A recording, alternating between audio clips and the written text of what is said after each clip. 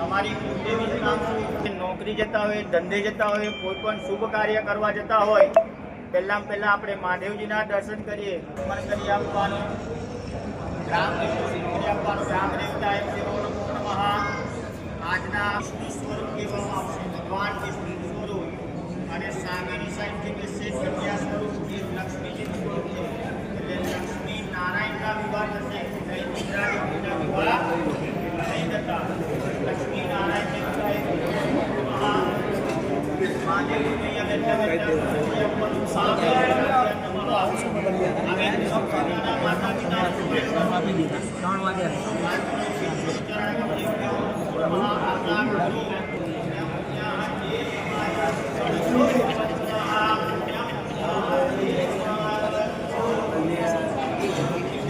રે ઉભારો રે બચ્ચન જાગને, આમ ચીના જેવી આંખો ના કરીશ.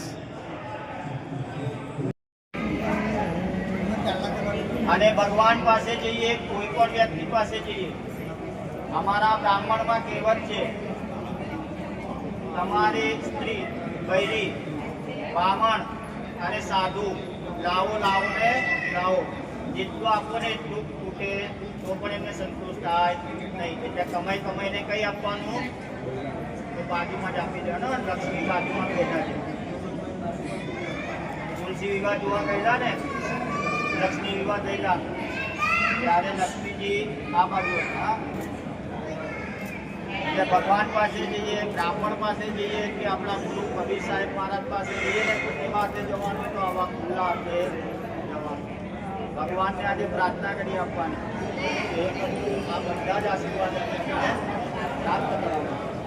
આવી રીતે ખુલ્લા હાથમાં રાખવું, આમ રાખવાનું. જો આ ભગવાનનું ફૂલ છે, આ એમનું આસન છે. ભગવાનને આસન કેવું જોઈએ તો મુલાયમ આસન જોઈએ. અહીંયા એમનું આસન કરેલું છે, સ્થાપન કરેલું છે. એટલે ભગવાન પાસે બી તમે જાઓ છો તો આવી રીતે જવાનું.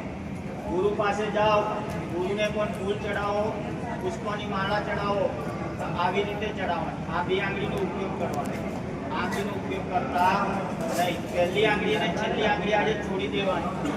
ચમચી પકડવાનું કહીએ, તમારી પાસે મેન સંકલ્પ તમારી પાસે થશે.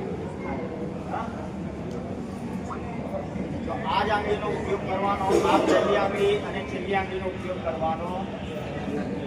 બરાબર છે. પહેલી આંગળી પિતૃઓની, બીજી આંગળી આપણી મનુષ્યની, બીજી આંગળી ભગવાનની.